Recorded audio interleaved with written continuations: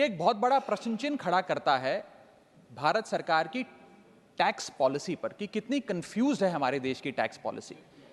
23 जुलाई 2024 को आप कहते हैं कि हम भारत के इन्वेस्टर से इंडेक्सेशन वापस ले रहे हैं और ठीक 2 हफ्ते बाद 6 अगस्त को कहते हैं नहीं नहीं नहीं वापस नहीं ले रहे हैं, इनको वापस पहुंचा रहे हैं। ये दिखाता है कि जब आप बिना सोचे समझे या किसी अर्थशास्त्री की राय पर नहीं, जिन लोगों को अर्थशास्त्र के बारे में जानकारी नहीं है उनकी राय पे अगर बजट बनाएंगे तो इसी प्रकार के फ्लिप फ्लॉप्स देखने को मिलेंगे। सर, मैं बताना चाहता हूं कि इंडेक्सेशन को भारत के निवेशक से छीनना उसकी कमर तोड़ने जैसा है। जैसा कि मैंने पहले भी बात रखी थी कि इंडेक्सेशन को फुल्ली रिस्टोर करने की जरूरत है, लेकिन अभी भी कल जो अमेंडमेंट फाइनेंस बिल में लाया गया है वित्त मंत्रालय द्वारा, उसमें भी इंडेक्सेशन पार्शियली रिस्टोर किया गया है, फुल्ली रिस्टोर नहीं किया गया। उसमें भी एक पेच है और पेच ये है कि तमाम एसेट क्लासेस पे इंडेक्सेशन नहीं रिस्टोर किया जा रहा, मात्र इमूवेबल प्रॉपर्टी यानी कि लैंड और बिल्डिंग पे रिस्टोर किया जा रहा है। और दूसरी चीज, 23 जुलाई 2024 के बाद खरीदे गए किसी भी एसेट में किसी भी इन्वेस्टमेंट पर इंडेक्सेशन नहीं दिया जाएगा। मैं आज आपके माध्यम से सरकार से मांग करूंगा कि इंडेक्सेशन को फुल्ली रिस्टोर किया जाए, सारे एसेट क्लासेस पर रिस्टोर किया जाए और 23 जुलाई 2024 के बाद खरीदे गए, बाद निवेश किए गए एसेट क्लासेस में भी इंडेक्सेशन का बेनिफिट मिलना चाहिए। और इंडेक्सेशन के बेनिफिट से खिलवाड़ करना, एसेट क्लासेस से इंडेक्सेशन को समाप्त करना एक बड़ा सवाल खड़ा करता है कि क्या हमारे देश की वित्त मंत्री इन्फ्लेशन एडजस्टेड प्रॉफिट्स में विश्वास नहीं रखती? क्या उन्हें इन्फ्लेशन का ज्ञान नहीं है? क्या वो जानती नहीं कि इस देश में महंगाई एक प्लेग की तरह फैलती जा रही है? और इसी के साथ साथ मैं एक उदाहरण के माध्यम से आपको बताना चाहूंगा सर कि अभी भी इंडेक्सेशन जो पार्शियली रिस्टोर किया गया है उसमें भी कितने फ्लॉज हैं। उदाहरण के तौर पे आप एक इन्वेस्टमेंट करते हैं गोल्ड में, सिल्वर में या किसी एक एसेट क्लास में जिसमें इंडेक्सेशन का बेनिफिट इन्वेस्टर को मिला करता था। आपने 1 करोड़ का इन्वेस्टमेंट एसेट ए में किया 31 मार्च 2001 को और उसके ठीक अगले दिन 1 अप्रैल 2001 को एसेट बी में भी 1 करोड़ का इन्वेस्टमेंट किया। वो दोनों एसेट 7% CAGR के हिसाब से कंपाउंडेड एनुअल ग्रोथ रेट के हिसाब से बढ़ते रहे और आज वर्ष 2024 में उन दोनों इन्वेस्टमेंट्स की आज वैल्यू 5 करोड़ रुपए ईच है। अब आप ये दोनों एसेट ए और एसेट बी बेचते हैं बाजार में वर्ष 2024 में और दोनों पे अलग अलग टैक्स आपको देना पड़ता है। ये मैं आपके सामने दर्शाना चाहता हूं। जब आप एसेट ए बेचते हैं जो आपने 31 मार्च 2001 को खरीदा यानी कि 1 अप्रैल 2001 से पहले, तो आपको इंडेक्सेशन का फायदा मिलेगा। यानी कि आपका सेल प्राइस होगा 5 करोड़, आपका परचेस प्राइस है 1 करोड़, लेकिन इन्फ्लेशन एडजस्टेड परचेस प्राइस आपका 3 करोड़ 63 लाख माना जाएगा। यानी कि 5 करोड़ माइनस 3 करोड़ 63 लाख, आपका प्रॉफिट हुआ 1 करोड़ 37 लाख। उस 1 करोड़ 37 लाख पे 20% के हिसाब से आपको 27 लाख 40 हजार रुपए टैक्स देना पड़ेगा अगर आप एसेट ए बेचते हैं। लेकिन जब आप एसेट बी बेचते हैं जिस पे आपको इंडेक्सेशन का फायदा नहीं दे रही सरकार, क्योंकि वो आपने अगले दिन दूसरे वित्तीय वर्ष यानी कि 1 अप्रैल 2001 को खरीदा, तो आपकी सेल प्राइस है 5 करोड़, आपकी परचेस प्राइस है 1 करोड़, आपका मुनाफा हो गया 4 करोड़ का और 4 करोड़ पे 12.5% के हिसाब से आपको टैक्स देना पड़ेगा जो कि है 50 लाख रुपए। यानी कि एसेट ए जो आपने 31 मार्च को खरीदा 1 करोड़ का 31 मार्च 2001 को और आज आप उसे 5 करोड़ का बेचते हैं तो आपको मात्र 27 लाख रुपए इनकम टैक्स देना पड़ता है। लेकिन जो अगले दिन आपने 1 करोड़ रुपए का निवेश किया 1 अप्रैल 2001 को और उसको 2024 में बेचते हैं तो उस पर 50 लाख रुपए का टैक्स देना पड़ता है। सिर्फ एक दिन के भीतर आपका टैक्स लायबिलिटी 27 लाख से बढ़कर 50 लाख हो जाती है। यह है इंडेक्सेशन का खेल। इसलिए मैं सरकार से अनुरोध करूंगा कि इंडेक्सेशन को सारे एसेट क्लासेस पे रिस्टोर करना चाहिए और कोई कट ऑफ डेट 23 जुलाई के पहले खरीदा गया एसेट और 23 जुलाई 2024 के बाद खरीदा गया एसेट, इस प्रकार की कट ऑफ डेट नहीं होनी चाहिए। Sir, inflation is taxation without legislation.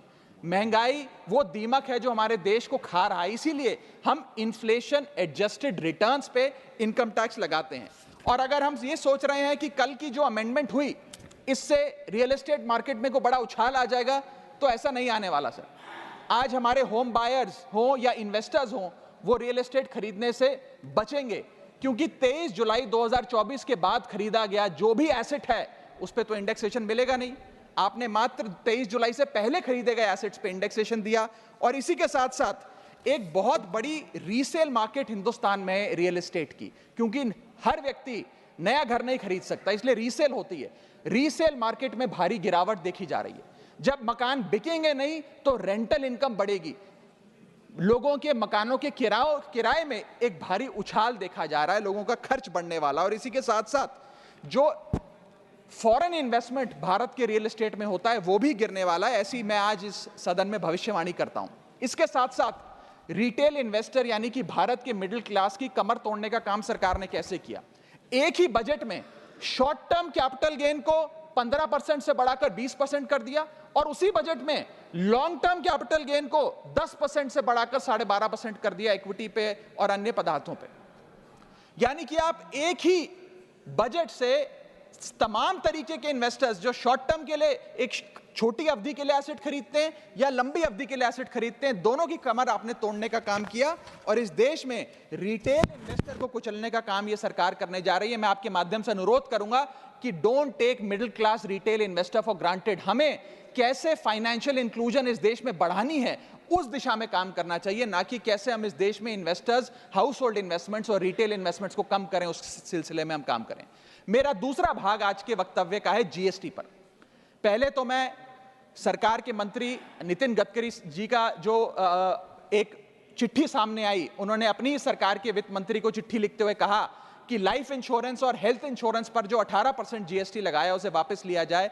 मैं उनकी इस मांग का समर्थन करता हूं और सरकार से मांग करता हूं कि हेल्थ और लाइफ इंश्योरेंस पर कम से कम हम जीएसटी ना लगाएं। ये कोई लग्जरी गुड या लग्जरी प्रोडक्ट नहीं है। और मुझे ये बताते हुए खुशी है सर कि parliamentary standing committee on finance की आज से 6 महीने पहले रिपोर्ट आई थी, जिसका हिस्सा मैं भी था। मैं भी parliamentary standing committee on finance का सदस्य हूं। हमारा यह प्रयास होना चाहिए कि एक परिवार, सर बस समाप्त कर रहा हूं, अभी तो मेरा समय रह गया, 1-2 मिनट आप थोड़ा ज्यादा दे दीजिएगा तो सर कुछ फर्क नहीं पड़ेगा, मैं अपनी बात समाप्त कर लूंगा।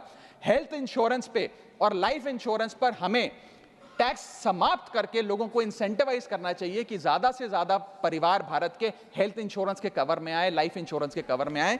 जो मैं सरकार से मांग करूंगा। और सर एक बड़ा इंपॉर्टेंट पहलू मैं आपके सामने हाईलाइट करना चाहूंगा। इस देश में इन्फ्लेशन पर भी जीएसटी लग रहा है। वो कैसे लग रहा है? एक प्रोडक्ट जो 100 रुपए का बिकता था उस पर 18% जीएसटी हुआ करता था। आज वो वस्तु महंगी हो गई, 100 से 150 रुपए की बिकने लगी, अब 18% 150 रुपए पे लगने लगा। यानी कि 50 रुपए की जो महंगाई है उस पर भी सरकार जीएसटी लेने लग गई है, which is GST on inflation. मैं चाहूंगा कि सरकार इस पर विचार करे। और अंत में सर अपनी बात समाप्त करने से पहले एक और दिलचस्प मुद्दा आपके समक्ष रखना चाहूंगा, which is problem of multiple taxation. हम लोग एक ही चीज पर न जाने कितनी बार टैक्स भरते हैं। जैसे कि जब आप पैसा कमाते हैं तो इनकम टैक्स भरते हैं, उस इनकम से आप गाड़ी खरीदते हैं तो गाड़ी खरीदने पर जीएसटी देते हैं, जब गाड़ी खरीदते हैं तो रोड टैक्स भी सरकार आपसे वसूलती है, फिर रोड डेवलपमेंट सेस भी आपसे लेती है, अब आप मोटर इंश्योरेंस भी कराएंगे गाड़ी का तो उस पर भी जीएसटी लेती है, और उसके बाद आप जब पेट्रोल या डीजल भरवाएंगे उस पर भी सेस और वैट लेती है, और अंत में जब आप अपनी गाड़ी को सड़क पर चलाएंगे तो टोल टैक्स के नाम पर जनता से पैसा वसूलती है। That is multiple taxation points. इतने सारे टैक्सेशन ओवरलोड कर कर हम इस देश के आम आदमी का खून चूस रहे हैं सर। और सबसे बड़ी प्रॉब्लम इस देश की आज जो बनती जा रही है आम आदमी के लिए वो है टोल टैक्स। सांसद और मंत्री को टोल टैक्स नहीं देना पड़ता, हमें छूट है टोल टैक्स से, लेकिन इस देश के आम आदमी को हर जगह टोल टैक्स देना पड़ता है। एक रिपोर्ट के मुताबिक हाईवे पे 2 रुपए प्रति किलोमीटर का टोल टैक्स इस देश के आम आदमी को भरना पड़ता है। और अंत में अपनी बात खत्म करूंगा मैं एक कविता सुनाकर, थोड़ा सा सर और इंडल्जेंस चाहूंगा। और इस टैक्स रिजीम के बारे में 4 पंक्तियां लिखी हैं सर, मैं आपके सामने पेश करना चाहूंगा। सरकार का एक सूत्री मिशन है टैक्स, सरकार का कमीशन है टैक्स। जगने पे टैक्स, सोने पर टैक्स, हंसने पर टैक्स, रोने पे टैक्स, खाने पे टैक्स, पीने पे टैक्स, बच्चों की पढ़ाई पे टैक्स, बुजुर्गों की दवाई पर टैक्स। फसलों की बुआई पे टैक्स, ट्रेन और यात्रा हवाई जहाज पर टैक्स, खरीदने पर टैक्स, बेचने पे टैक्स, फैलने पे टैक्स, समेटने पे टैक्स, सड़क पे टैक्स, आसमान पे टैक्स, गाड़ी पे टैक्स, मकान पे टैक्स, सपनों पर टैक्स, अरमान पे टैक्स, खुशी पर टैक्स, मुस्कान पर टैक्स, दिन रात की गाड़ी कमाई पर टैक्स, किताब पर टैक्स, सियाही पे टैक्स, सब्जी पर टैक्स, मिठाई पे टैक्स। सरकार जनता से वसूल रही है बीजेपी से दिल लगाई पर टैक्स। बहुत बहुत शुक्रिया। धन्यवाद। नेक्स्ट श्रीमती